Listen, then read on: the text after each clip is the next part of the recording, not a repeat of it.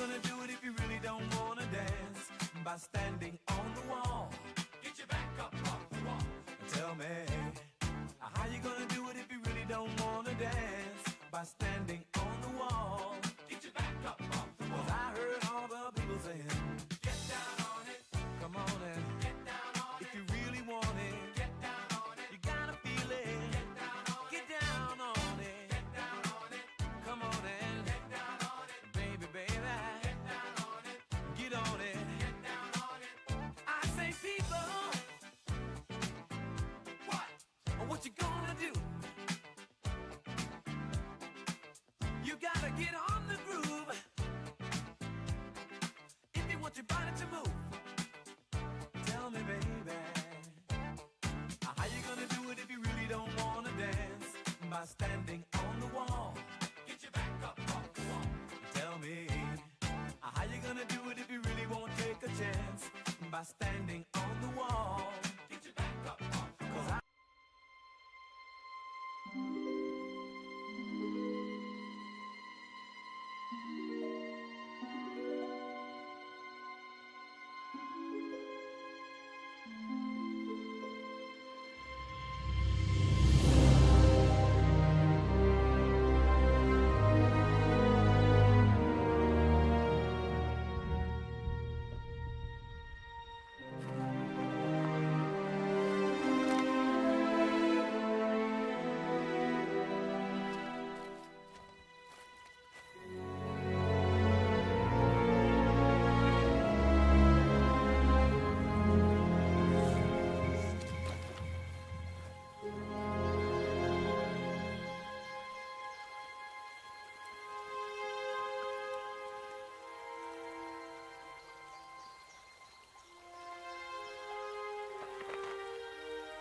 What's that you've been reading? The Andanuth. I found it in that house yesterday. Good? Like nothing I ever read.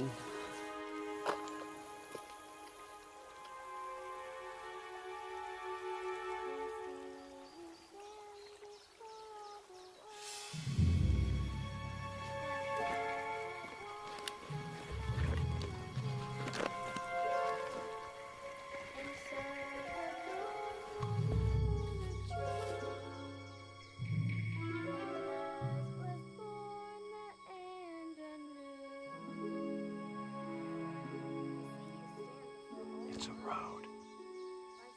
There's a girl on it. A girl? What's she doing? Just standing there, talking to herself. She's a guard. I don't think so. Just a kid wearing a dress. It's a trap. She's bait. Yeah. Yeah, you're probably right. Maybe. Maybe not.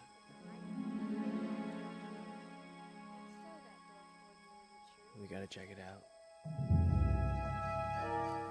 Sam, what are you doing? Sam. Go with him.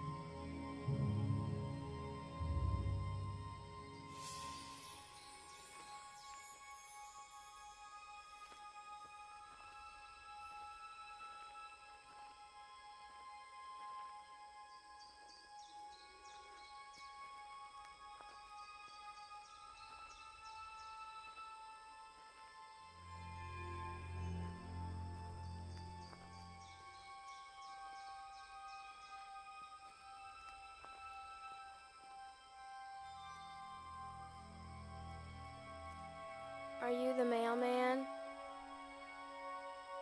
What? Are you the mailman? No. No, I'm not.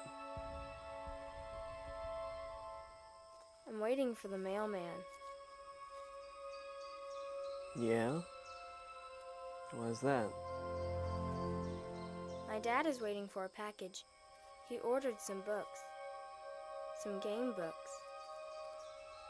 I'm going to meet the mailman when he comes. We can play games again.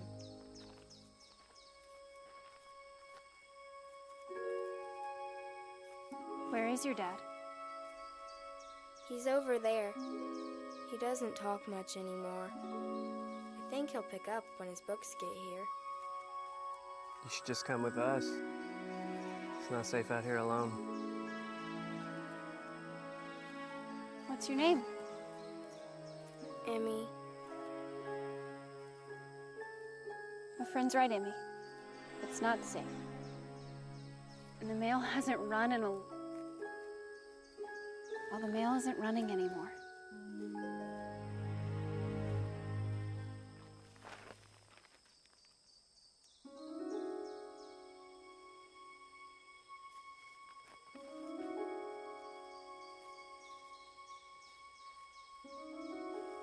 I shouldn't be talking to strangers.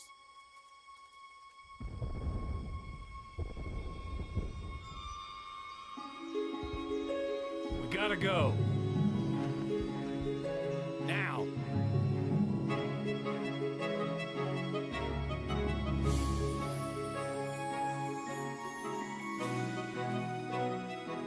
Where'd she go? Emmy! Jukes, we have to find her. Emmy! Let her go. She's gone. Now, she was never even there.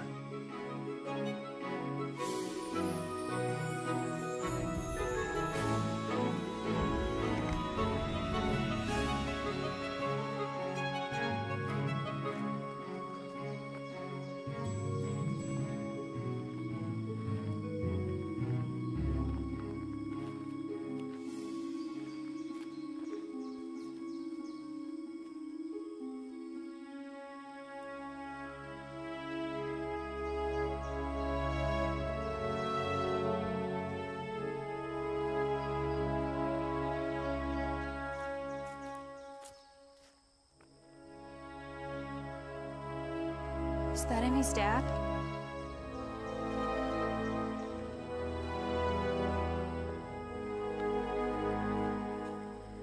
It's the mailman.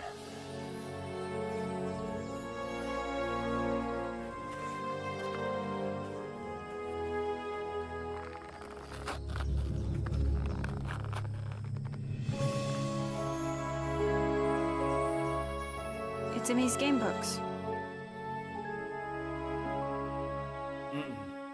You know the rules. Take only what you need.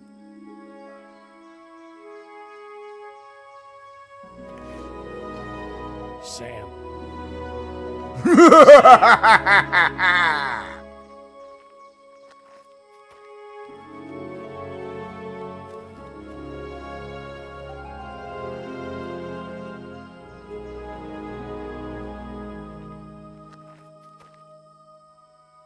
Emmy?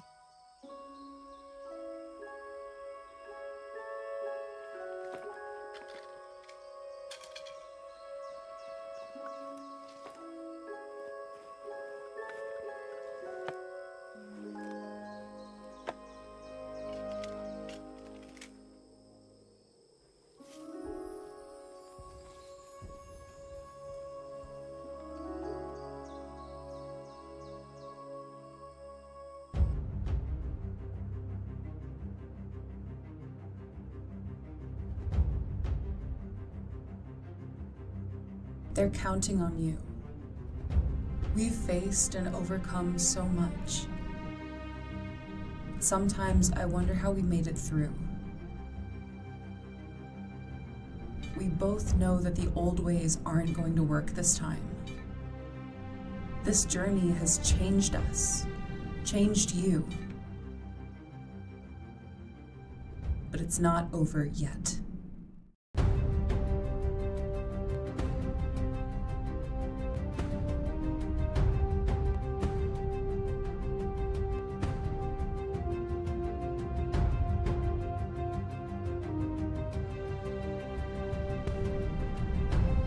you need the right tools for the job.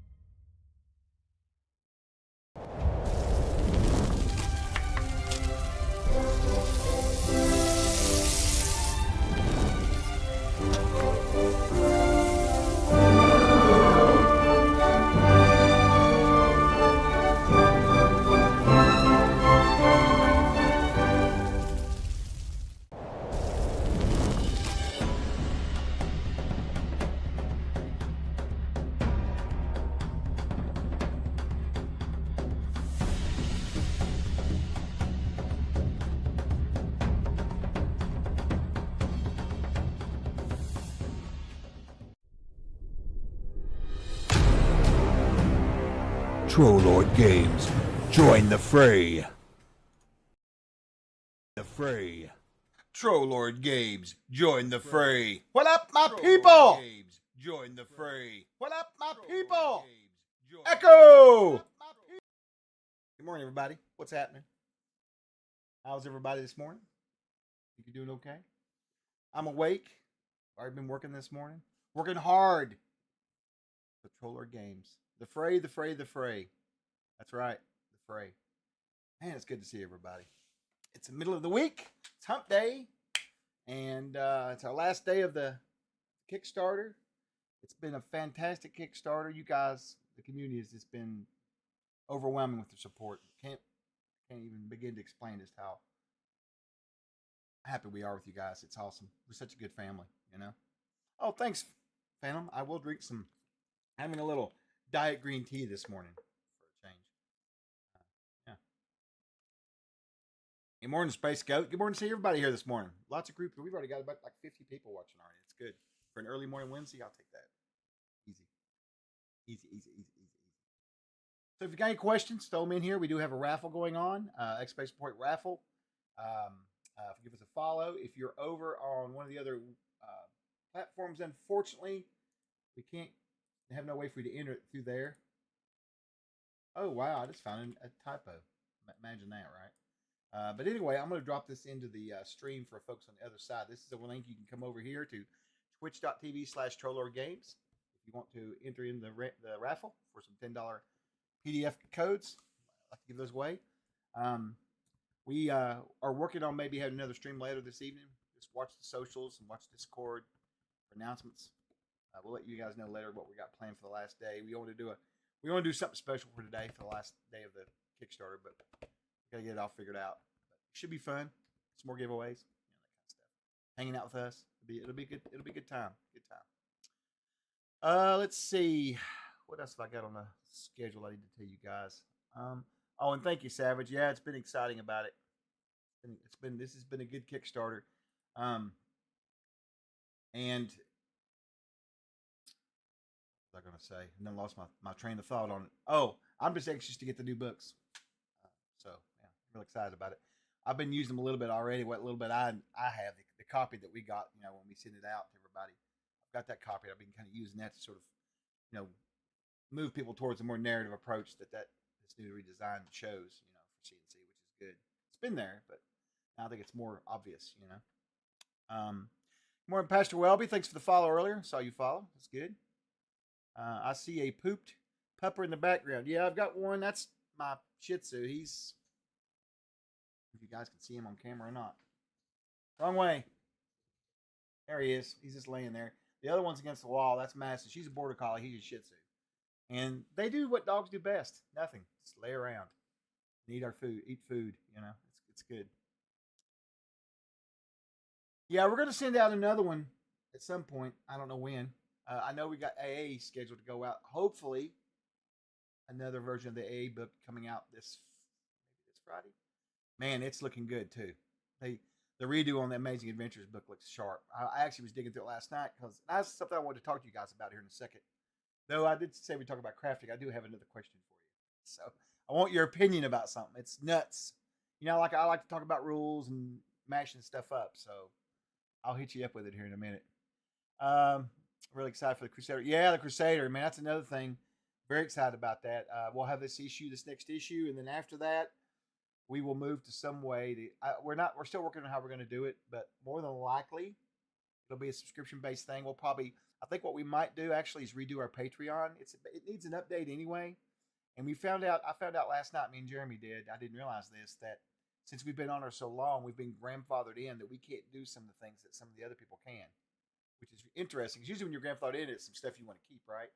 But we can't change how we do things on there. We have to start a new one anyway if we want to do this. So we're going to create a brand new Patreon centered around the Crusader. We'll still have, access to the World Anvil on there. We'll still have the GM Tricks of Trade and all that stuff. But where we've been struggling to try to get content on there every so often for the Patreon members, this will suffice. Now we'll have this Crusader magazine that we can dole out to folks, and that'll be a nice thing to get. And so it works on subscriptions, which is what we need, right? Since it's the magazine. That all works great, and we don't have to try to find some weird plug-in for the website. So I think that'll be good. You're a newbie to Castle Crusades. Well, that's good. Man, welcome to the fold. All I can tell you, it's a fun game. You have to, after playing all these different games out here, I should say D20-esque, D&D-esque games. It's a different feel for sure, because it's very geared towards you running the game, and you and your table telling the story, which is usually how most role-playing games work. But with CNC, it's in the Siege engine, it's incredibly easy. I'll give you a perfect example. We were playing here Saturday night, and one of my guys was talking about a feat he had in 5e. And he goes, I wish we had something like that in there. And I was like, he's a newer guy at the table. And I said, well, we do. He goes, where is it? I said, just ask. All you got to do, just ask. Use your imagination. That's the beauty of this game, is that you can use your imagination. Nothing is broken. That's the beauty of it. It's not constricted by rules. That's what I love about it so much. And so halfway through the session, he's in there role-playing like crazy because stuff's working and happening. And he's like, he didn't have to have a skill for that. He didn't have to have, you know what I mean? And it just blew his mind. And that's the beauty of this game. It's perfect for storytelling. You and your players. And for the players facing the DM, hey man, this is our story we're giving to you, or CK if you want to call him a castle keeper, or game master, whatever. I love all the different terms. I think Chronicle Keeper is what we have in Amazing Adventures. I think Chronicle Keeper's in another game too. All these little different things for DMs. It's kind of interesting. Let me go back and check out some of the. If you have any questions too, please throw them in here. That's what I'm here to answer questions this morning. It's our last day of the Kickstarter. I know we got a lot of people who have questions and stuff. They can ask all they want if you can. Let's see. I'm pretty new to CNC myself. Good, Alan. I'm glad to hear that. Oh, and I saw your. I think I did reply back to you. You sent me a link to that. Yeah, listen, Alan, when I got you on here, I would love to run a game for you and your mates. We'll figure something out for sure. I'll definitely do it. I'd be down for it. It'd be great. We just got to figure out a time when you guys want to get together. I don't know what their schedule is or anything, but we'll talk about it on Skype and get it figured out. Still play D100 Ice. Do you really? Rollmaster. There you go. Good old Rollmaster, man. Woo! That's the old school. That's great. That's good stuff. I've got a copy somewhere on one of my shelves where I had when I was a kid growing up. I've got a lot of my stuff still left, which is odd. I lost all my CNC stuff about 10 years ago in a big flood because it was on the bottom of all these boxes, and all my stuff I grew up with in the 70s and 80s and 90s and so on, the older stuff was on top, so it survived. So I have a lot of my older stuff still. What's funny is I still haven't gotten back all my CNC books. I work for the company now, and I've been here 7 years, and I don't hardly ever order anything. Steve thinks it's funny. I need to order one day and just get everything, right? But I won't. I'll talk about it, right? Question: will the Crusader be in print through Patreon? That is one of the things we're trying to determine. I want to. I got to talk to Steve about it. We're going to have a meeting later today and talk about it. But if we don't have it in print on Patreon, what we're going to do is probably offer a heavy discount through Patreon for the print, like through a coupon code or something. But I think what I'm going to do is hopefully we're trying to figure it out because we're going to redo the whole Patreon. We love the Patreon, but this will put it up to the next level, right? Get the Crusader magazine. Then everything else is just fluff, right? Anything we can think of to put on there. One thing I do want to do for Patreon members that I haven't even told Steve and him about this, they're going to laugh at me, but Out of everybody that works at the company, I can proudly say I run more games than anybody. I am the premier gamer. And that being said, I would like to do a monthly or bi-monthly game for Patreon. I think that would be fun. And we'll just take people from the Patreon community that want to join in, and we'll run games every so often. I think that would be fun, and maybe do some private chats or something. We'll see. We've tried some of that stuff in the past, but I've got some ideas to make it a little bit better as far as the private chats go. You know, we were doing them during the day during work and stuff, which is good. But I'm thinking about trying to find a different way of doing it. I think I might put a poll up and just see what people think. And there may not be no interest at all. I don't know. That's another thing. Sometimes the ideas you have, you think are going to be great, and people just don't have interest in them, which is okay. But you've got to plan around that, right? And my shirt, I don't know if you guys know this, but it keeps changing colors. I don't know what I guess it's my camera. I don't know. That's weird. It's like I've seen it do it before, but today's like really bad. Anyway, let me go back and read some of the chat again. Let's see here. So I hope I answered your question, MJ, about that. My group will most likely be running a game on Alchemy VTT, even though it's not free support because it's easy enough. Yeah, Alchemy's nice, Trash Monkey. I talked to them originally when they first came on the scene. They were very busy. They hadn't even had a Kickstarter yet. And I talked to them for just a little bit, and then here's my position on that. We are way too busy to go out hunting people anymore. You know, back when I first started working on VTTs for us, we were a lot not as quite as busy, not as many projects. And you know, it's a different world, right? We've evolved, we're evolving. So, and this is what I told some the other day. If somebody sees something that they want us to be involved in, they need to get with that community and push it hard there, like at Alchemy or wherever. And then, you know, if they want to reach out to us, I will gladly work out some sort of situation where they can get our product to make the stuff. We no longer have the bandwidth to try to manage that stuff. You know, I've been slowly moving all of our BTT stuff over, like the Foundry stuff's going to be done by a company. No longer is it going to be done internally with volunteers and that kind of thing. We don't have the bandwidth to manage all that anymore. It's just too much for us. And I'm not knocking VTT at all. I use it, but we don't make a lot of money off of it. It's a product that we provide because we want people to have it on that platform or be able to play online, not because we're making a ton of money. I'm telling you, we don't sell a lot, which is fine. No one's fussing here. I'm not fussing. Foundries will do really well. Fantasy Grounds does well. Roll20 does all right. But in the grand scheme of what we actually do is make printed books, it's a lot different scale, which is okay. There's all kinds of little smaller income streams. Patreon's an income stream, right? That helps us. And it helps people to do things. So it's all together, right? It's all a sum of one, I guess is the way to put it. Anyway, I'm going off a deep bend here this morning. Let me see. Sounds awesome. Good. Question. How goes the Amazing Adventures books? Got the latest PHP now. I'm waiting on the CKG to come out. So I'm not sure when we'll send the CKG out. That's a good question, Sweeper. Probably, I'm assuming soon. I mean, we have very little we have to do to it. I think he's almost finished with it. M&T's the hard one, and it's coming quite a ways. Jeremy's been working hard on it. We all have, but he's been doing most of the work on it, as you know. We should send out a new AA book. I think I was telling it earlier in the chat when we first got on. Probably, maybe this weekend. I think it's coming along great. And I think he's been working on the CKG for it, of course, and it's trying to think where he is with it. I don't remember now, but it's coming along. I'm waiting for it too because, well, we'll talk about that in a minute if we get to it, but I have some questions about it. So yeah, we'll see. Well, in particular about anything really. Question: is there a new edition of Amazing Adventures coming out? I have all things. Yes. So it's not an edition. All we did was we took the books, as we don't really do editions, but it's a new printing. And what we did was we tried to line the books up to look more of the same. So when you're reading Amazing Adventures, it kind of feels like part of the Siege family, along with CNC, right?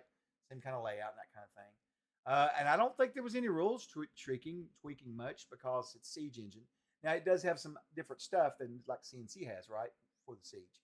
And Jason may have worked on that a little bit, but I think some of the biggest changes we made was we went to a normal lineup.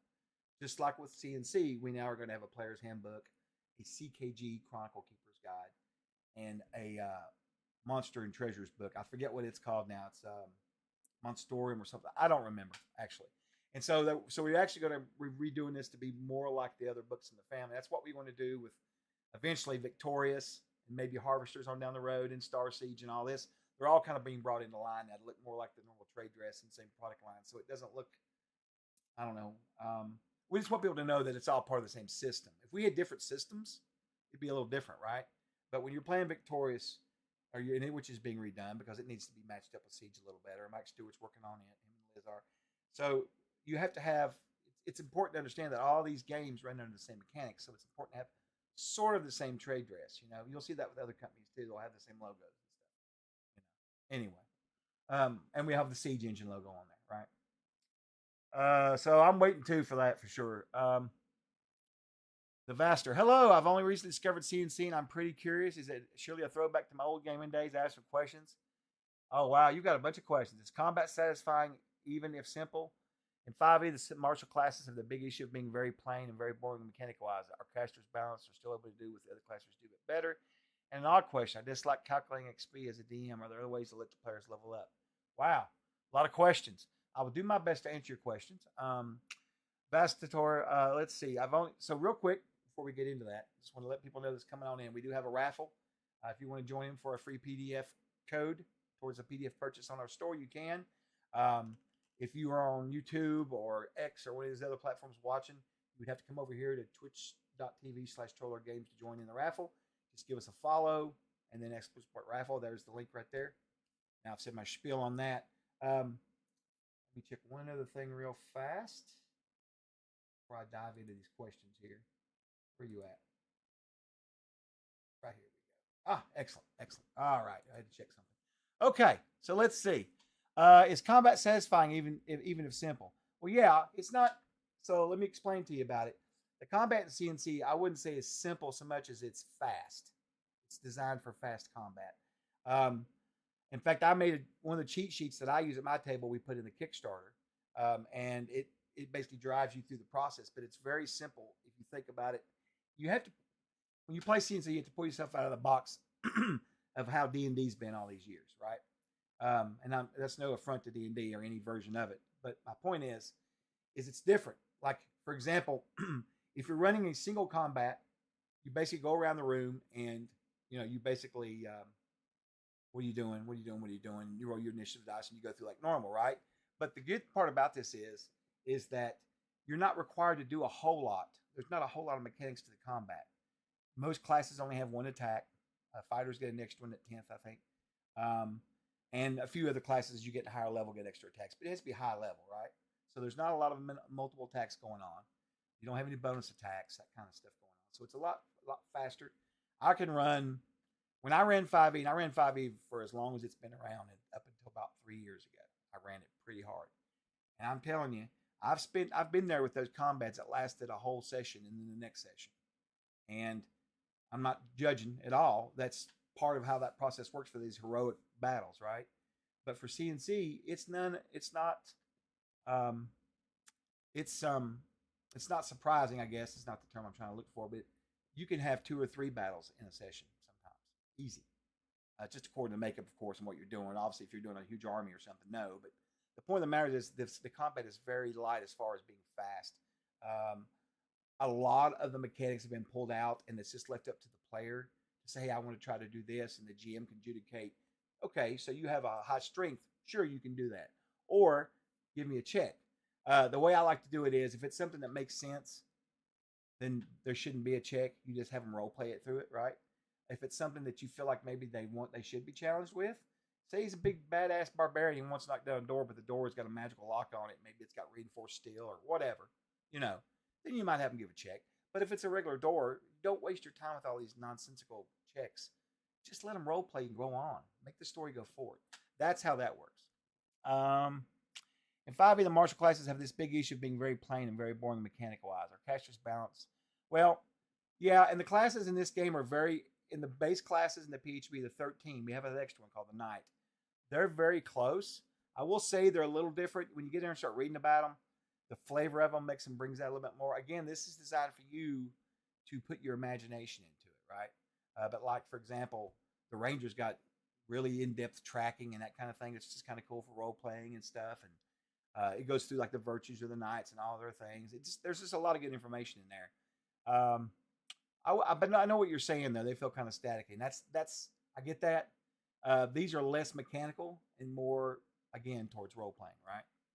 Our caster's balance will still be able to do what the other classes do, but better. No. So that's another thing too that you need to understand about too, Vaster. So in 5e, we'll give bards for an example. Okay, bards are like the ultimate class because they can do everything. They can fight and they've got spells and all that stuff, right? The difference between them is, and this is an interesting thing that you guys, I will catch up on the chat here. I'm running behind. I can tell we're really busy with people, but that's fine. I'll get them all. But here's what's really interesting about the spellcasters in C&C. So a little known fact, there's a term in 5e called cantrip. A cantrip originally is in history, the term cantrip. Like if I go over and let's look up the word cantrip right now, outside of 5e, right? And this is really an interesting thing. Cantrip means a mischievous or playful act or trick, according to the Oxford Dictionary. So a cantrip has always been a type of utility spell, right? Like, think of Mickey Mouse and Fantasia, right? Making the brooms go and that kind of stuff. So in other games, that's the way it's always been. Well, when 5e came out, they adopted the term cantrip, and they basically treat them as basically fire and forget spells. In C&C and other older games, 0 level or cantrip spells are just utility spells, but you're still treated the same. You still have to memorize them. There's no damaging cantrips. Like you can't have like a lightning cantrip or whatever. It's like basic stuff like, predestination, cleaning yourself up, or maybe it's got to do with maybe trying to detect something, or just very basic utility type spells. So that's a big difference because, and why I say this is because, so cantrips are only allowed to be used by wizards, right, and illusionists. So that's the main difference there. Whereas in 5e, they've got all these spells. You can use even the 0 level spells are still pretty good, right? They can still do some stuff. So it makes it a little different. Also, the only classes that can cast spells in the martial classes in the PHP are just the wizard and the illusionist and the cleric. Lastly, you'll notice I keep separating the illusionist out. The illusionist in our game is a separate class. It's not a wizard because we've done so much more with illusionary magic now. It's more designed for roleplay. Again, player-facing, narrative-driven game. A lot of people don't know this. They think illusionists, when they buy, illusionist, that's another wizard. It's not. They are amazing. They can do all kinds of cool shit. They can fool the mind and the body, right, with illusions. So I beg you to check into that too. That's pretty neat. And an odd question. I dislike calculating XP. Man, I'm right there with you. I do milestone, kind of like with 5e. It's okay. You can do what you want to. It's your game. You're not going to break anything. It's okay to decide whether or not you want your players to level up or not. I actually sat down and did like a sort of an average thing for me. And some of my players want to have experience. So I'll give them experience, right? And then I figure up on my end what I want them to go to each level. And then I kind of dole it out like that. I'll say, okay, I know they're getting a level, right? So instead of saying you get a level, I just give them the experience they need to make that level when I'm ready for everybody to level up. So you can kind of do some stuff like that. Again, the game's designed for you to manipulate it however you want. There are no hard rules. There's rules in the book, but they are more of a guide. The player's handbook and the castle keeper's guide and the monster's treasure, those are all guides to help you run your game. They're not telling you how to run it. They're helping you run it. Difference, right? Hope I've answered all those questions. I apologize. That was a bunch at once. I'll get back to some more here right now. Wear the CNC shirt with a gravy stain. Oh, well, I just had biscuits and gravy this morning, so I could have easily done that, Rick. Chuck's is Technicolor. I know, right? It's crazy. The camera eye is shaking a lot. Yeah, that's probably me hitting the table. Maybe. Yeah, a little bit.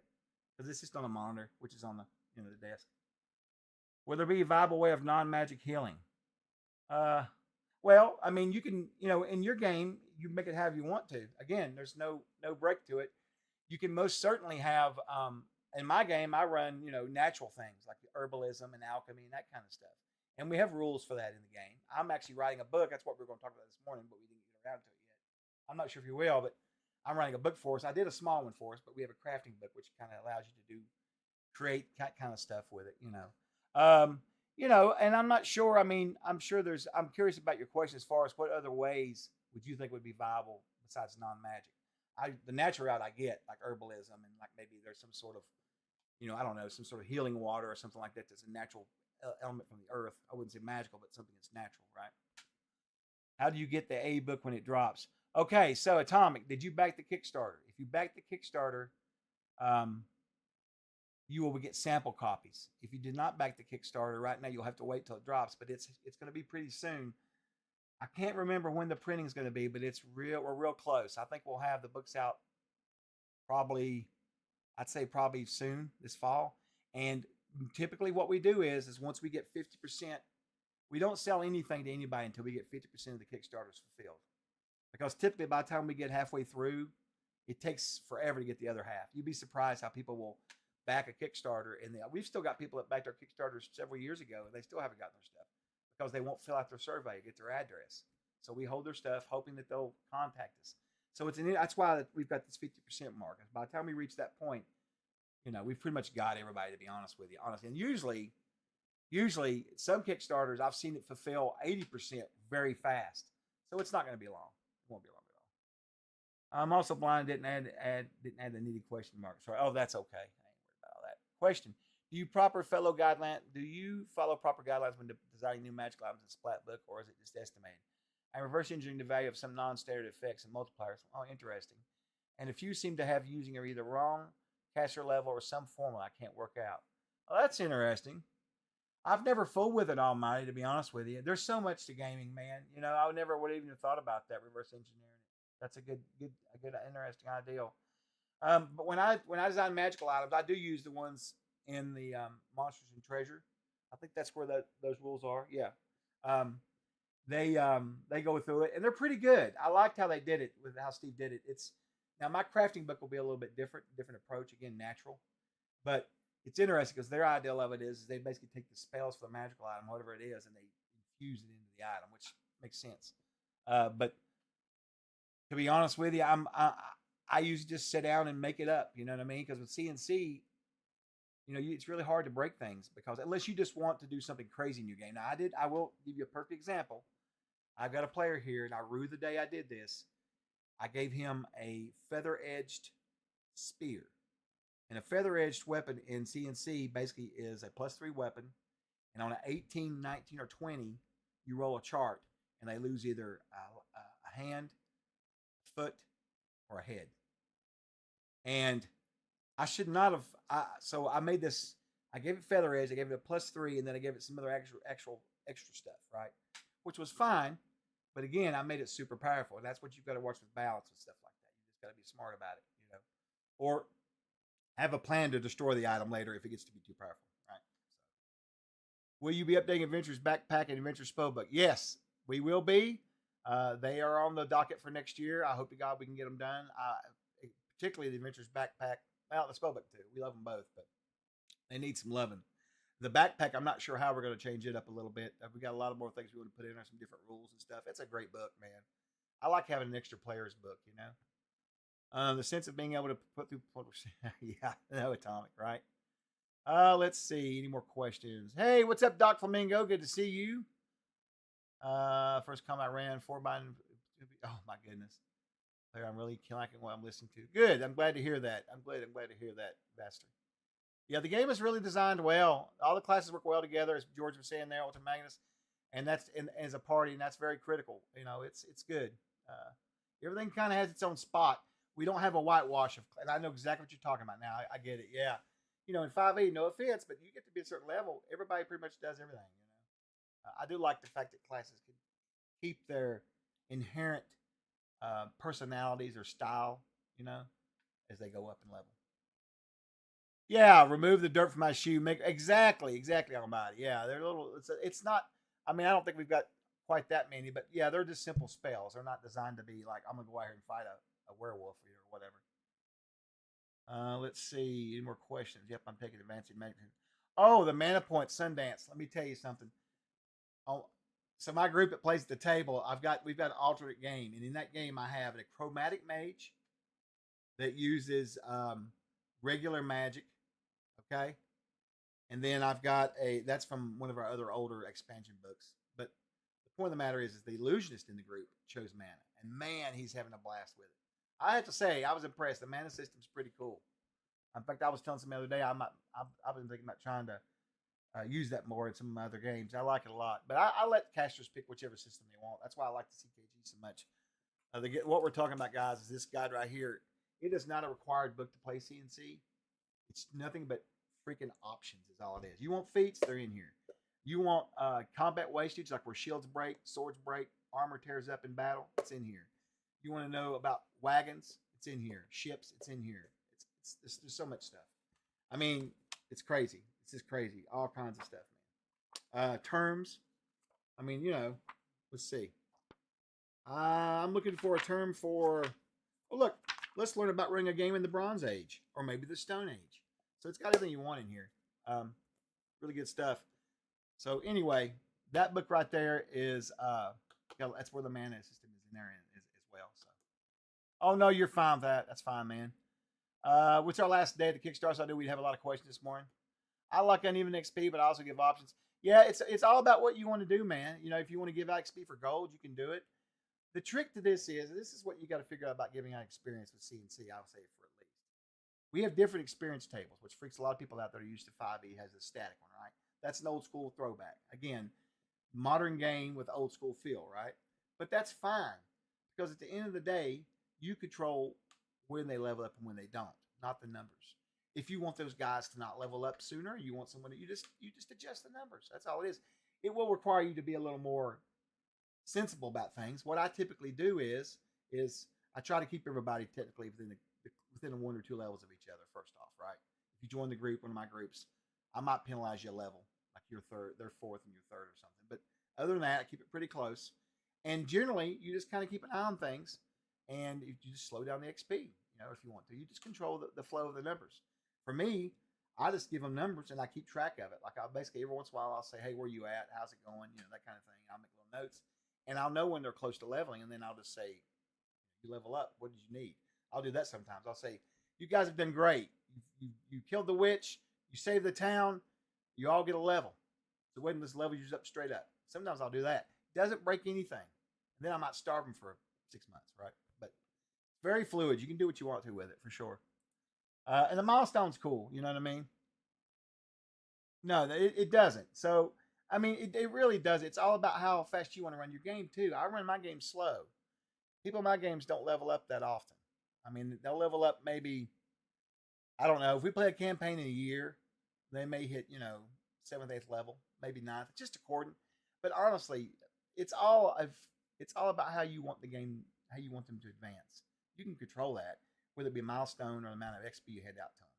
Like I said, I sort of sat down and sort of got an average of all the classes and figured out sort of what I wanted. And so I know about what the experience will be for me to level these guys up as a whole, and that's kind of how I do it.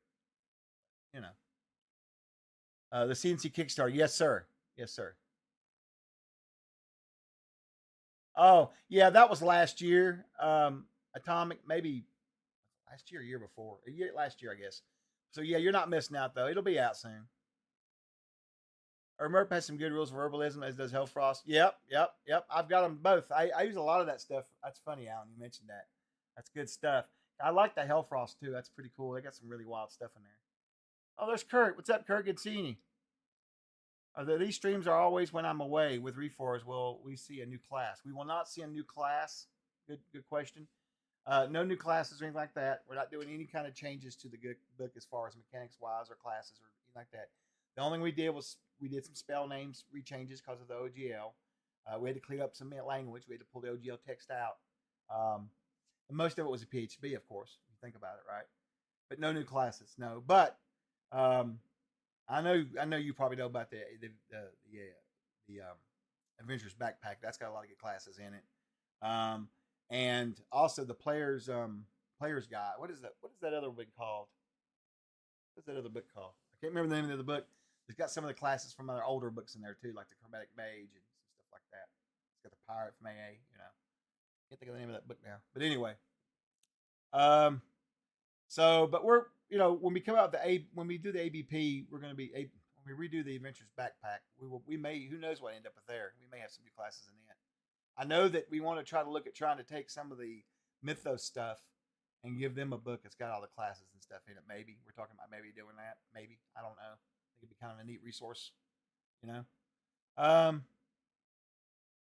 Yeah, classes are specialized to some extent, and that's the point. That's correct. That's absolutely right. All right, let's see. Back. Chronicle A now going to be referred. Yeah, I think that's how they got it in there as Chronicle Keeper. I think so. Yep, Rick. Shit. I have no idea what you said there, but I can guess. It's a great gym resource. Question. Sorry, is it easy to play CD as a human heroic and fun? Oh yeah. Yeah, absolutely. Yeah, it's not. It's about in the middle, honestly. It's a good point. I mean, granted, you could do some sort of OSR funnel thing and slaughter. CNC is easy to die with if you're not careful. If you're coming from 5e, there's no short rests. There's level drain. Creatures will take your levels, not just your strength, and you go to sleep and wake up and you're all back. It's a little harder of a game. I like to tell people the murder hobos are the enemies, not you. You're not the murder hobo. You don't go in a dungeon and clean it out in a day. You make forays into it, right? You make sorties. And you may camp in the dungeon, but you sometimes go out. If you want to do some mega dungeon, you just don't go in there and clean it all out. It doesn't happen. So it is a little dangerous, but it can feel very heroic, very heroic. Because again, a lot of it's designed for you to be able to do narrative-driven description play, right? So a lot of it is going to be role-playing, which is going to seem epic in their minds anyway, right? Not just how you roll or what the mechanics say, but it's more about role-playing through what happens, right? And that's one of the beauties of it. Oh yeah, Willie's right. CKG is awesome. I keep hitting the AD&D DMG at my desk all the time. There's 2 books. Yeah, they're sitting there talking. Okay, of course, CK runs a game is going to be the most important factor. Yes, that's right. Yep, I port over AD&D content all the time. I use AD&D. I use Modifius, like 2D20. I ran Fallout in the Siege engine with CNC before, so yeah, it's definitely malleable for sure. Not a lot of stuff for that. No, clerics are not heal bots. They absolutely are not. That's right. That's right. And in the Adventurers Backpack, they've got one called the Warrior Priest, which is one of my favorites. They go a step further. Okay, they're more like Templars, right? They battle, God wills it, or whatever, right? But they can cast healing spells, but they have to add an extra round to all their spell casting because they're not really designed as battlefield healers. They can, they're more designed to be battlefield representatives like Templars, right? So they can do magic, but it's a little tougher nut. But they do have like a cool healing ability they can do once per battle or something like that. It all balances out, right? Never make the mistake of thinking they're Final Fantasy white mage, right? Yeah. Oh, okay. Right on. I've got a player running a Centaur Warrior Priest Barbarian. Oh, that's kind of cool. Oh, really, dude? That's badass. I love it. Centaur, huh? That's really cool. Yeah. Warrior Priest is one of my favorite classes. I won't deny. I love the Adventure Backpack classes. Some of them we're going to have to adjust a little bit. I've learned that at my table.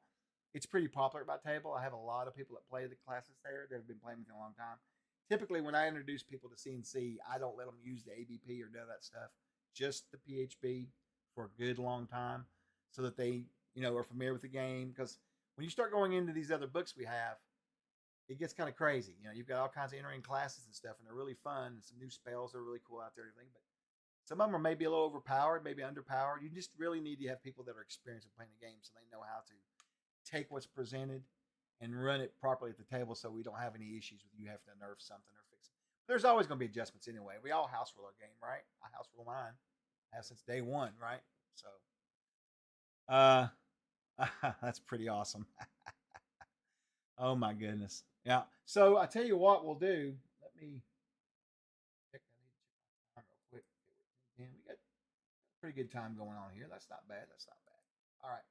So what we're going to do is we are going to let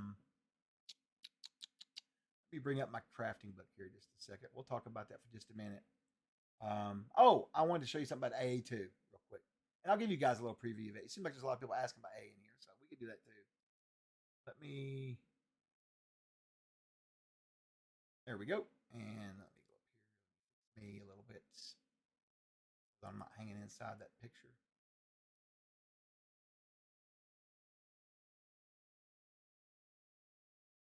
There you go. That's pretty good. We'll do that. We'll shrink me down a little bit. There we go. Hey, see you, Sweeper. Have a great day, man. Be safe on that road, buddy.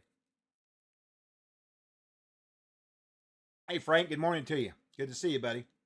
Hope you're doing well. All right. Excuse me. So this is the excerpt. That's the book that I wrote originally for the last Castle Keeper Kickstarter we did several years ago. It was just a little add-on thing, but now I'm working on a full-fledged hardback book for it, and it's about crafting. that name will change. All that's going to change. I'm going to upgrade everything else. But what I was going to show you was, first off, let me see if I can bring up, where is my copy of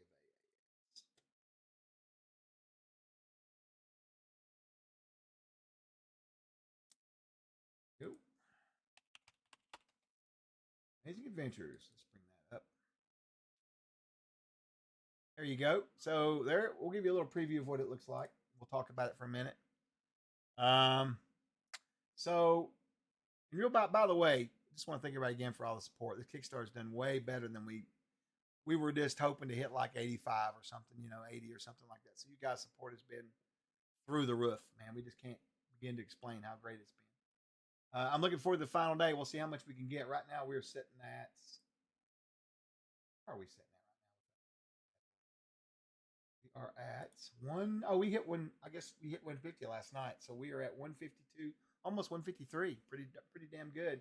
I don't know if we'll hit 165 or not. I hope we will, but we'll see. It's just so expensive, man. God bless. These hardback books. But, it is what it is. Anyway, let's see here. You get the second one for free. Yeah, the art's pretty nice in these books, man. I will admit. That's Jason who went and did our tribute art on the other ones. He's through the park, man. Look at that. God bless. That's awesome. And it just kind of gives you an idea of how Amazing Adventures is supposed to be, your non-fantasy, right? Everything else kind of thing. When we do Star Siege, it'll come out underneath this.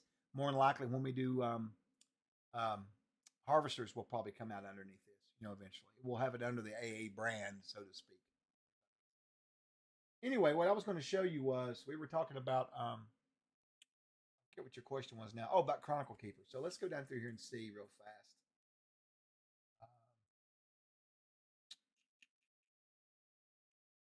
Do all this stuff. That's the history. Let's see. Let's just do this. Let me just see if it's in the book. Chronicle Keeper. There it is. Chronicle Keeper. So that is correct. There you go. We have to go back to the front of the book to get it. So there it talks about the Chronicle Keeper. Yep. I thought so. The Chronicle Keeper's Guide. Okay, yep. And Codex Monstrorum is what they're going to call that. Looks like. Okay. So now we know the name of the monster book. I could not remember to save my life. There we go on that deal. So I got a question for you. Just want to throw this out here. This would be obviously a house rule, side thing, rule mashup, breakup, whatever you want to call it. But I want your guys' opinions about something. So let's take these classes for a second. We'll go down here and we'll go to the classes. I just want to ask you guys' opinion to this. Okay, this is the thought I had last night. I was sharing with my buddy Bake, Scott, our IT guy. So this right here is the Acrobat. We'll use the Acrobat to start with, okay? So as standard, per most of your games, even our games, we have this little section here that's for, for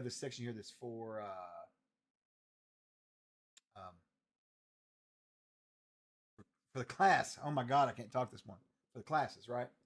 So my question is, hear me out on this. If you were to look at this as just like a list of things that this class gets, okay, and that's what it is basically, set on level, right? But it's still a list. You got all your abilities that you get eventually. He's got his bonus to hit he gets eventually, his hit points he gets eventually, and all this kind of thing, right? So here's what I'm curious about. If you took a game like AA, I don't want to wrap CNC in this, because CNC is a medieval fantasy game. If I took AA and I was running some sort of game where I wanted it to be really challenging environment-wise, and what I mean by that is, if I wanted to change the game to where it became inherently dangerous, and you're thinking to yourself, well, why would you want to do that? Well, I'm talking about as far as setting goes. If you were going to create a setting where things are very dangerous, think post-apocalyptic, okay, for example, one of my favorites, right? What if everything stayed the same, except you didn't have them roll their hit points every level? You started with a static amount, and that's it. 60 hit points. That's it. So, obviously, in lower levels, you would assume in a medieval fantasy game, oh well, he's going to be he'll run around like crazy fighting goblins and stuff, right? I'm talking about a different setting, a setting where it's not set up like that. Okay, you've got everything mixed up, right? So yes, there are areas. I mean, you could say this for even a medieval fantasy game. If you like in the world of Arid, if you wander around the wrong areas, you're going to die, right? Same principle. Except this means that you've got 60 hit points, and that's basically how much you can withstand on your damage to your health, right?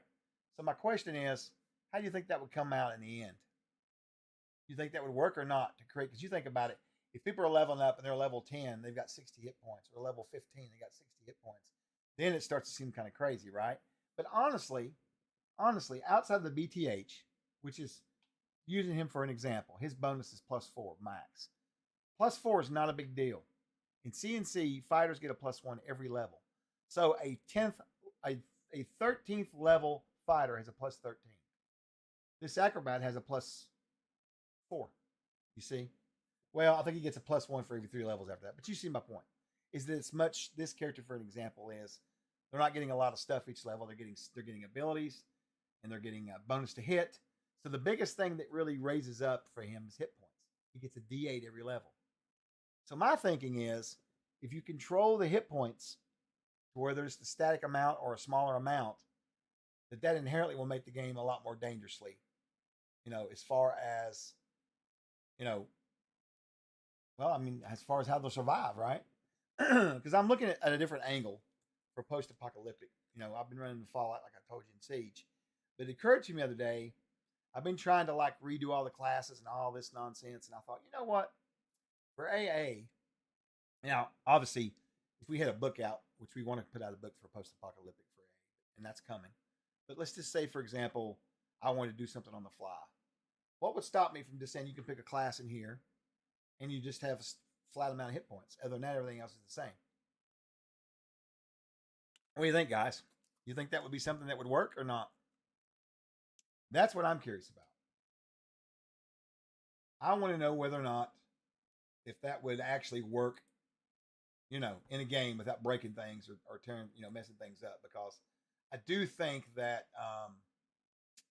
it could work. So what do you think? Give me your thoughts on this. I don't know. We were talking about last night. The only thing I would think of that if I was going to do post-apocalyptic and using AA as is without having a supplement, I would probably pull the Arcanist out because I don't want to do spells. I've got psionics because there's a psionist in here, right?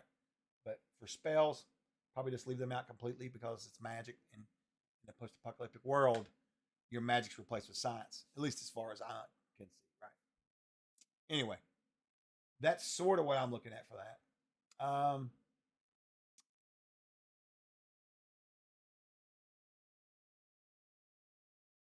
Back over here. But it is a beautiful book, and we'll find out about it.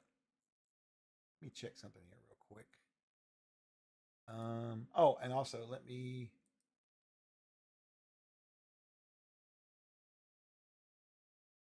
There's that. Oh, we had a question earlier about crafting too. Yeah, the crafting rules in the back of the book here. Creating magical items. This is it right here. So it goes through potions, scrolls, weapons, armors, and it's a pretty good system. It's not very in depth, so it sticks to the spirit of CNC, but I don't know. It's not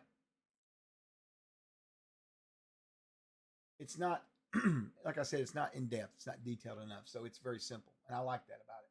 I like the fact that it's kind of neat that you can go in there and just the idea of using a spell to create a magical item imbue in there. That's pretty good. So the process. So right here, looking at hey, what's up, Rob? How you doing? Looking at. Let me give you a shout out too. Probably do that. I've not been very good about my stuff this morning. Go check out Rob Phantom J, MJ. He streams CNC. He's one of our well-known fellows in the community. Likes to go to cons and stuff, run games as well. Good guy. Go check him out. His streams are great. They are. The process permanently imparts an ability to capacity on an island. For example, a +1 sword is permanently imbued with +1 to hit and damage rolls. So basically, that's what you're doing. Is you're basically going to create these things using magic. You want to imbue them, right, with the magic, right?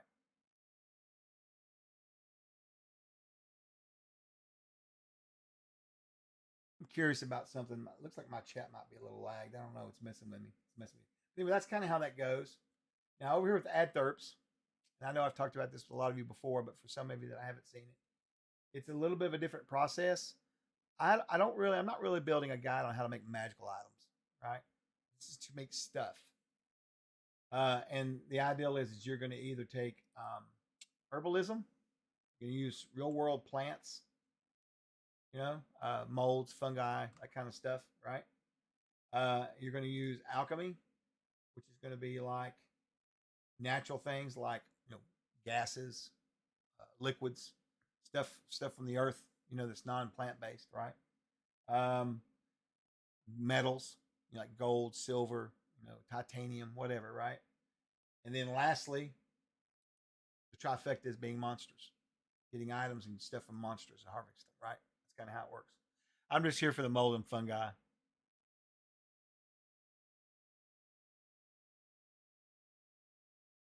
Yeah. So that's kind of how this book's being played out. So what's your third party deal? So if I wanted to convert my Savage World setting to CNC and publish it, could I do that? Yep. You just have to go and get a hold of us through the third party. We're actually going to revamp that after the Kickstarter is over with. By revamp, what I mean is we're going to take out any mentions of the OGL because we're not required to do that anymore. And really, the only thing we require is some certain language that you use. A couple of logos, I think. I think there's maybe one logo, maybe two logos. And that's it. We don't charge. So you can absolutely do that. We don't charge for anything like that. We want people to be able to publish their stuff using our game and not us take a red cent. We'll actually support you too. If you're doing kind of publishing like that, third party publishing, come into our Discord, get yourself a role, advertise your products if you're selling on drive-through or your own website or wherever, and let us know. And when we get in our social media, we can do boosts for you. Reach out to us. Hey, I'm publishing this. Can you, push this out for me? And we'll be more than glad to support you any way we can like that, right? Yes. Well, and that's just the nature of it. How we are, Atomic. We're not going to make $1 billion, so we're not going to think like that. I know people say, well, if you think that you're never going to. Well, you're right. But we're not, because we're not those people. We're just gamers, so, Yeah, you would probably need a system expert if you wanted to do that, for sure. But, it can be, lots of people do it. I think it'd be good, Alan. It'd be awesome. That'd be really cool. I think so. We have a lot. I was surprised. There's a lot of Castle Crusade stuff, third party on drive-through. There's a lot out there. And I hope over the next couple of years, and I know that sounds crazy to talk like that with all these projects going on. I have to be realistic. But what I want to do is really drive us towards supporting the third-party community as much as we can. That's why I invite people to make products and sell them under our license. We don't charge anything. And then we can also support you with boosting you. And, like I have, any kind of project you have going on, we always willing to help support and help out however we can. Because we're all in this together as a community, right? To support and survive ourselves and enjoy the games we love, right? So why not? It's a good humanitarian way of doing things, right? Anyway, so that's how this book works. Now I do have recipes. And recipes are the ultimate end all of this. Recipes basically come up right here. So we've got common. So if you want to create, this is crafting recipes. Okay. So you've got common items that do not require any special methods to produce expected results, armor. So basically, if you're creating something basic, like I want to make a piece of armor, and I've got this metal here, and I want to take blacksmithing or I want to take metal working or weapon crafting as a trade, right? This would be the way I would do it, or whatever. Then you've got contact. These items deliver their expected results through contact with skin and wounds. All right. Then you've got inhaled, ingested, and injury. So, and the reason why I have it like this is because the ideal is that, if it's some sort of weapon, it would fall under sort of an object would reduce. It would basically be something that cuts into it, right? Or whatever. So it's kind of how it works. It's not designed really with the angle of making magical items. You most certainly can. If you want to make a suit of +3 dragon scale armor, well, you would go this route of getting all the materials for it, right? And then more than likely you could either use something out of the Monsters and Treasures or do your own. Whatever you want to do. Again, the point being is that it's your game, and we've given you the tools to kind of start, and you get to make up your own. It's kind of like Steve was saying in the stream last night. You know, growing up as kids when we were playing AD&D and basic D&D back in the 70s, we didn't have a lot of rules. We had the rule book, but it didn't really tell us what to do beyond what it said in the book. We had to make this shit up on our own. Like a lot of these magical items and stuff that you like nowadays, people play D&D and they think, oh wow, okay, this is this and this is this and this. But back when we started, there wasn't any of all that. There were some supplements that came out from other companies and stuff and that kind of thing. But most people were almost like doing. There wasn't like this big, huge community like we have now. There was no internet. You know, it was people played D&D by mail. You know, so it was a little bit of a different time back then. We didn't have all this stuff, so we had to do our own thing. And so that's sort of the spirit of how CNC is. It doesn't give you everything. It gives you what you need, and then you can build off of it and do your own thing. If you play CNC, rules is written, you'll have a good time, I'm sure, but you're going to miss out on a lot of fun if you don't house rule it and make it your own game for you and your players. And when I say this, when I have rules at my table, I run them by the players too at the same time. I just don't adjudicate and say we're doing this. I mean, I might make a decision to do that, but I'm saying if it's some sort of a house rule, I'll always allow them to give their input because ultimately it's going to affect them as much, if not more than me, right? So that's kind of where I go with all that. It's important to understand that again with this game, you got to think out of the box a little bit because we're not holding your hand all the way through it. We're not doing that. We don't want to. That's not the spirit of how it was when we were growing up playing D&D. You know, we had to make up our own shit. You know, I took my first campaign that I ever made with my guys. We used the deities and demigods. That's what we used for our areas of Rome or whatever. We pick a religion, and that area was what that was. It was really weird how we did it, but that's what we had. You know, we didn't have all these cool books out here they have now. I can go online now and Google and find a ton of setting books. Back then, there was no such thing like that. You know. Anyway, back then I was old and we used Yahtzee cups. Anyway, let's see. Question. I want to like the rule out approach as long as there are solid foundations I can refer to when I DM. More often than not, when my players tried something creative in 5e, I had to make a ruling for it and stick to that, adding rows and rows of house rules just to make the system work. Well, it's according. I mean, so here's the thing. I have house rules. Mine are out of date. I need to update them, actually. I've got some more stuff to put on there. But I'll give you an example. If I can find my internet. Learn how to spell. I feel like I should probably put more letters in that word. There we go. All right, so this right here is oh,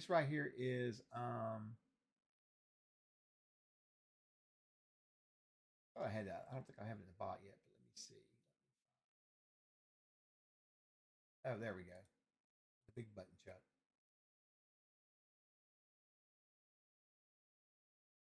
So here's my house rules, right?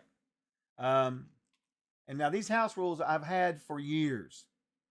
So this will give you a good example. Maybe it won't.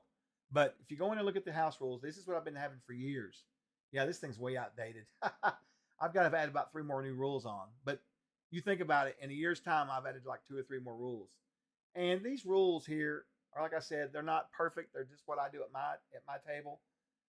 They're actually, I probably need to clean them up a little bit. But just to give you an example, I don't have a book of rules. And if when you go through and look at some of that, some of those rules are just standard player creation. It talks about alignment or disposition that we're switching to now. That was one of the changes. We went to disposition. We want to be, again, more narrative based. So we're not having static alignments now. You look at your character. Are they more good or more evil? Are they more lawful or more chaotic? Are they neutral? Maybe they're very good, but every once in a while they can take a neutral stance on things. That kind of stuff, right? So it's very fluid. Anyway, so it goes through there, explains some of that stuff out. You might find some of it interesting. I don't know. But again, to answer your question, So having to do something creative, the only thing you have to learn, and this was any game, is you just have to make decisions that won't wreck your game. The good news is, with CNC, if you make a rule or make a decision at the table that's a little too powerful, you can just always adjust it and just tell them and say, hey, listen, you know what, I was wrong. We're going to have to back this up a little bit or whatnot. I'll do that sometimes, you know. All right, Big Chief Tablet, you're funny.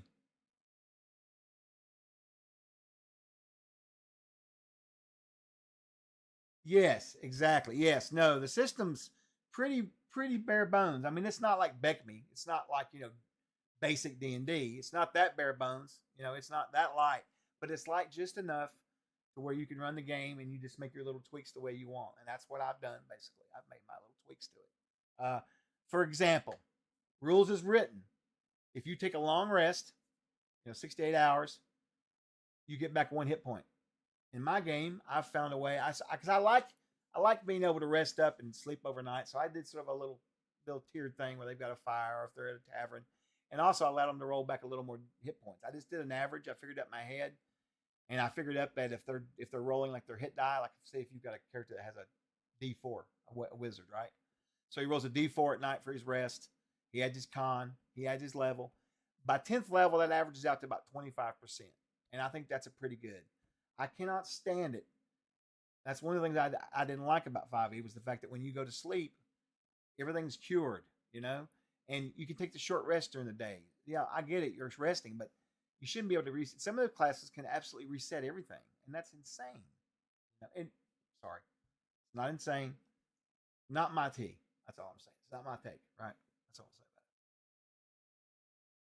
it. Yeah, that's right. Yeah, at the end of the day, your rules every time they trump. Because honestly, these books, man, they're just guides. You're making your own game, and that's what we're trying to get around everybody to understand. You're making your own experience for your players. That's what it is. It's an experience that you're offering, you know. And we're not going to tell you how to do that. We're just going to give you suggestions and you know, and ideals and things that might help, right? Yeah, go to sleep, lose hit points. Yeah, well, good. I'm glad you like it, Vaster. It's a great game. I've been playing it since it came out in 2004, and I left for 5e when 5e came out, I started testing it, and I actually got pulled into 5e through VTT because I didn't want to play it. And then their VTT that they had at the time on Fantasy Grounds was really robust. You know, they'd spent a lot of money on it, and I saw the value of trying to get people to play RPGs, new players, through it, and so I started playing it that way. And then I got on the train pretty hard for, God, I don't know, 8 years or so. And then I finally, one day, I was running a game on a Saturday morning. We'd had a campaign for 4 years. And those guys were hitting 13th level. So, as you can see, I slow roll a lot of my stuff. And they were bored with it. They were getting tired of, when you start getting to upper levels of 5e, you know, it's heroic. So you've got to start doing all this crazy stuff. And they didn't want a Marvel Universe movie every time we played, right? And so that's why we went back to CNC. And then once I went back to it, that one game, I switched all my games back. Because I'd been house ruling anyway. The old house rules I had for 5e. Oh, and you know what? I see your point too, because when I was doing house rules for 5e, I had a much longer list of rules. Much longer. You're right. And they pointed it out to me. They're like, dude, you're just house ruling back to CNC. Just switch. And I did. And so thankful. It was like a breath of fresh air for me, anyways. It's the difference on how HB are perceived, what they actually mean. Yeah. I picked up the Foundry add-ons for REFORGED, but I'm really wondering about Fantasy Grounds, but I prefer VTD. Should I expect a REFORGED update? You know, Naughty, we're going to do one, but I can't promise you when that'll be. It's a lot. So the difference is I have one fellow that's working on the Fantasy Grounds stuff. I have one fellow that's working on Roll20 stuff. So they can only do so much, right? When we get to the point of figuring that out, we're going to try to either bring more people on or find someone to do it. We want to update them, right? The Foundry is a different story because I actually contracted a company to do this. So they're already involved and they're already way along in the development unofficially, right? But the point is that there's a group of them. I've had teams over the years. I couldn't begin to explain to you how many people I went through the Fantasy Grounds program. I bet you I've went through 20 volunteers, 25 volunteers over the past 6 years, and that's because people have real lives. You know, it doesn't work that way. So we're gonna redo them eventually, but I just don't know how we'll do them. More than likely, I think what we'll do is we'll probably change all the language up that's been changed, right? Change the spell names eventually. But honestly, like I was telling Steve, for the monsters, I don't think we'll redo the monsters and treasure. I think what we'll do is I mean, obviously we'll probably have to redo some of it, but I think we won't try to remove anything, if that makes sense. We might just leave the monsters as are. It might be a little easier. I don't know. But there are plans to update everything. But that's where you get into the trap of having too many VTTs to support. Then you got to worry about updating all of them. That's the issue there, too. I kind of wish there was just one, but don't we all, right? You know? I hope that answers your question. Yeah. Foundry's good. I like Fantasy Grounds. I've got thousands of dollars in Fantasy Grounds. Foundry's good. I don't dislike it Roll20 all that much. It's just not my cup of tea. I like the other two a little better. They're more similar to each other than it is, you know. But it's whatever. It's preference, you know.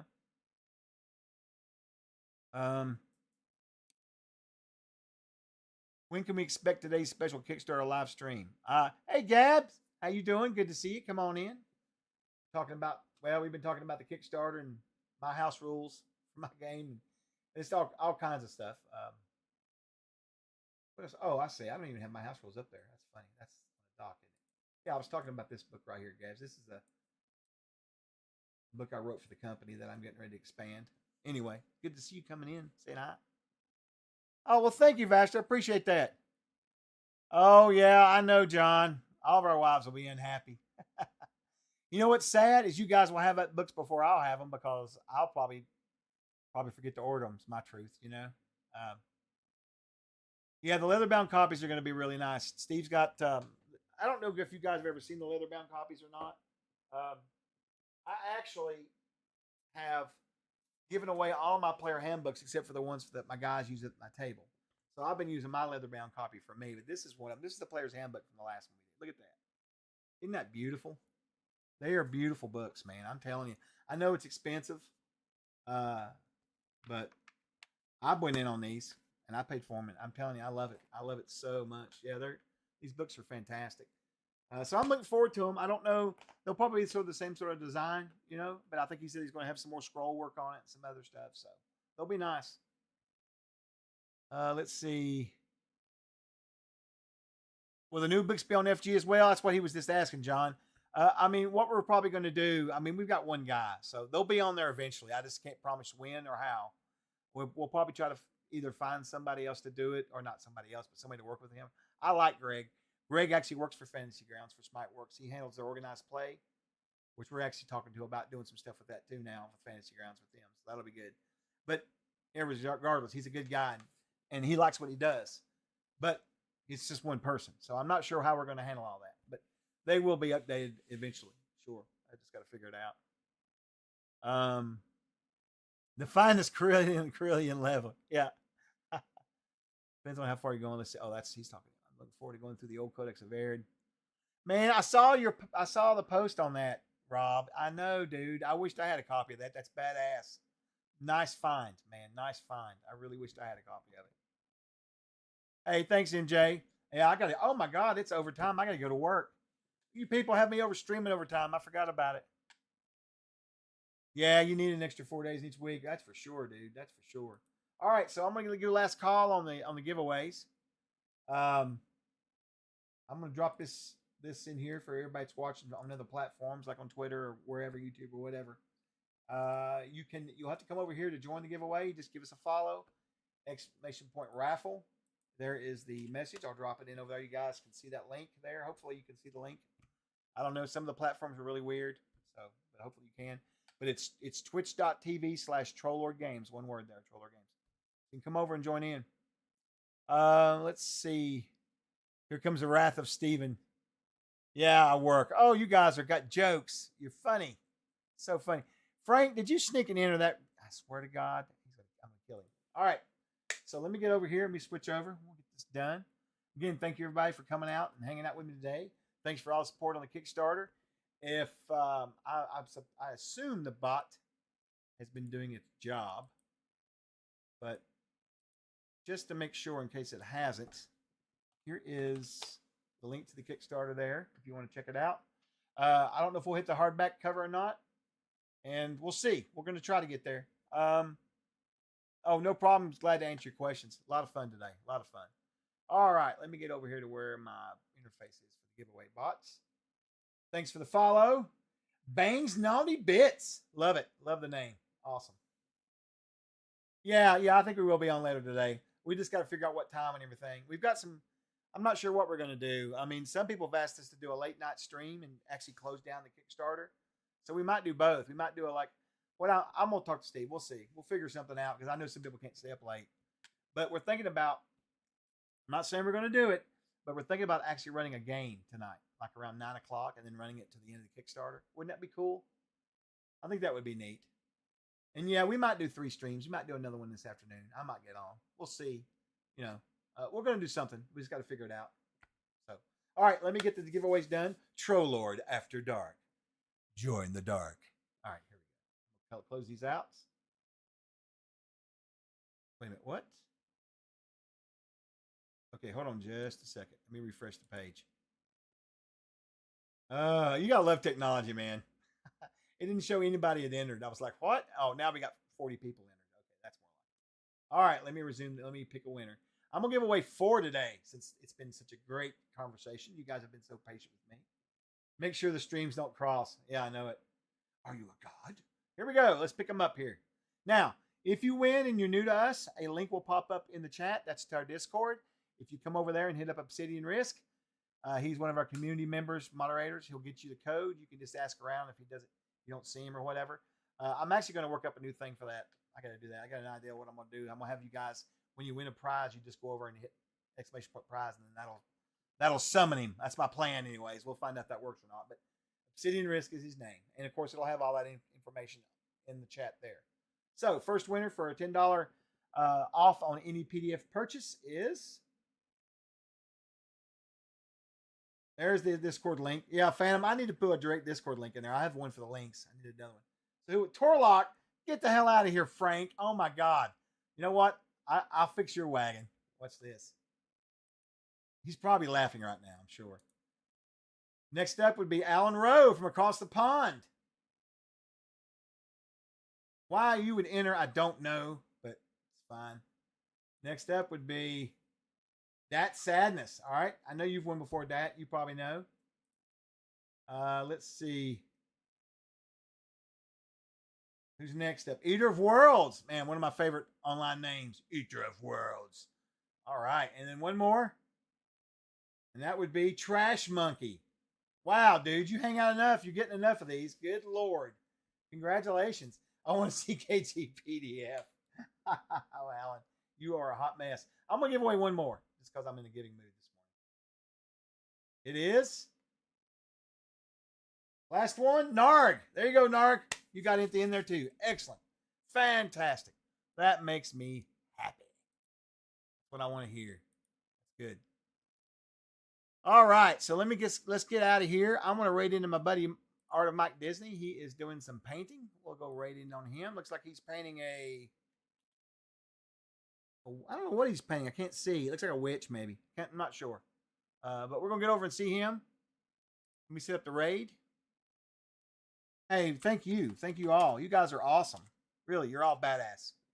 We really, really appreciate it. Got the raid set up. Again, I want to thank everybody for coming over and hanging out with us. You guys have been fantastic. We will be back this evening at some point. Just watch for that. And then we'll be back on Thursday evening, tomorrow evening, doing our normal weekly roundup, talking about movies and whatever else. Just the staff gets on and we bullshit with you guys and just hang out, right? So we'll have that. And, of course, answering questions. But tonight we'll be more focused on the Kickstarter, I think, and maybe a game, I hope. Yeah, thank you. Oh, thanks. I really appreciate that, Tyler. That's nice of you. I try to do the best I can. I try to be a good rep for everybody. All right, with that gone, we're going to get out of here. You guys have a great hump day. We'll see you later. And Trolls Eye. Ow! Go give Mike hell. Give him a follow for me. See you guys.